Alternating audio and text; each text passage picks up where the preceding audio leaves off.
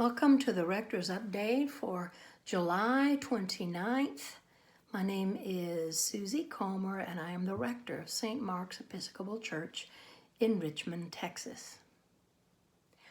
Last night I became curious about the point of light that I've been seeing in the eastern sky near the horizon that shines so steadily just after sunset. It turns out that it is Jupiter, the largest planet in our solar system, and that the smaller steady point of light just below and to the left of it is Saturn. They cross the sky together each night. I strained to imagine that I wasn't looking at 2 points of light, but rather was gazing out deep into the solar system, out into the depths of the universe beyond our sun. I could only hold it in my head so long because what I could see was just darkness and points of light. And the thing is, we are always, every night, all across the whole night sky, looking into the depth and breadth of the universe out from our sun. Whether our imaginations help us or not, the vast and extraordinary distances are there, beyond our perception, beyond our imagination.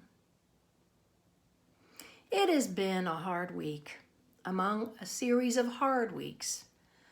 Hearing about deaths and looming illness, learning about more companies laying off large numbers of their workforce, watching violence and conflict in the news. It has been a week of worrying about young people and educators and schooling this fall. Why, oh Lord, why? Why are these things happening? The words of Job, seeking an answer for his suffering, ring particularly true for us these days. If I go forward, he is not there, or backward, I cannot perceive him. On the left he hides, and I cannot behold him. I turn to the right, but I cannot see him.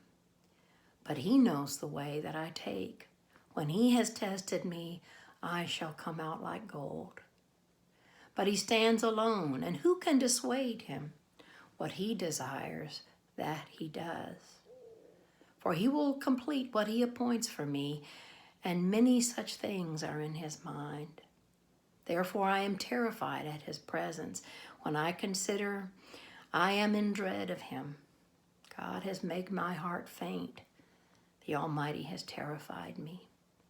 If only I could vanish in darkness, and thick darkness would cover my face. Like Job, we cannot see much past our current situation, and it is especially hard right now. The pain of loss, the uncertainty of the future, the fear of illness, the exhaustion of making difficult decisions and other stressors, these make up our little universes of cares and troubles. God does respond to Job out of the whirlwind.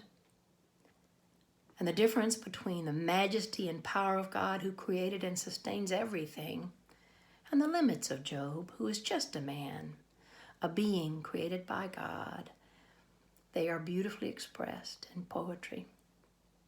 Where were you when I laid the foundations of the earth? Tell me if you have understanding. Have you commanded the morning since your days began and caused the dawn to know its place? Have you entered into the springs of the sea or walked in the recesses of the deep? Can you bind the chains of the Pleiades or loose the cords of Orion? Can you hunt the prey for the lion or satisfy the appetite of the young lions when they crouch in their dens or lie in wait in their covert? Do you know when the mountain goats give birth? Is it by your wisdom that the hawk soars and spreads its wings toward the south? May we, like Job, experience awe and humility when we encounter the unimaginable vastness of the Lord God's power and care when we look outward into creation, which which is all around us. May we be reminded that God's purposes toward his children are much greater than the circumstances of this present time seem to imply. As Paul writes, I consider that the sufferings of this present time are not worth comparing with the glory about to be revealed to us. We know that all things work together for good for those who love God, who are called according to his purpose.